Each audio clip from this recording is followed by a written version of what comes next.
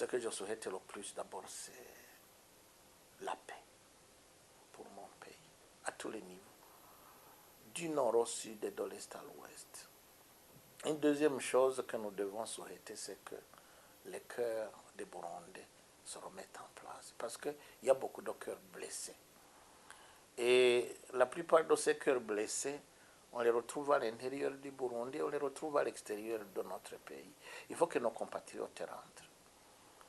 Je considère que empêcher un Burundais ou contraindre un Burundais à vivre à l'extérieur, c'est une situation inacceptable. Je vous ai dit, j'ai vécu 20 ans à l'extérieur.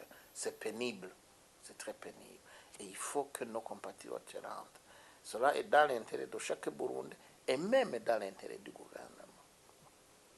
3, c'est que nous nous mettions sur le chantier du travail. Le chantier du travail, c'est ce chantier qui donne la latitude aux différents médias de nous dire ce qui se passe ailleurs, de nous dire ce qu'ils ont vu et nous de tirer les conclusions de ce qui se passe ailleurs pour que nous-mêmes nous puissions mettre en chantier nos capacités pour aller plus rapidement que les autres. Donc j'espère que le début de l'année 2016 va permettre aux médias burundais de se remettre au travail de manière libre, de manière démocratique telle que la Constitution le permet.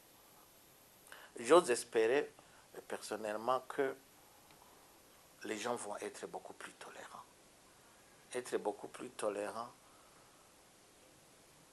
pour que les différentes opinions puissent s'exprimer.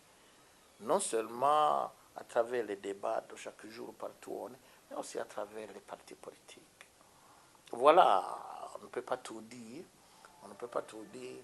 mais cela ne sera possible que si nous nous mettons ensemble et que nous discutons de nos différences. Donc nous commençons l'année 2013 par le retour à la paix et par le dialogue. Et cela va nous donner espoir, avec objectif d'arrêter la guerre directement, de permettre aux médias de travailler, d'assurer le retour de nos compatriotes qui sont à l'extérieur et de mettre au Burundi un environnement favorable.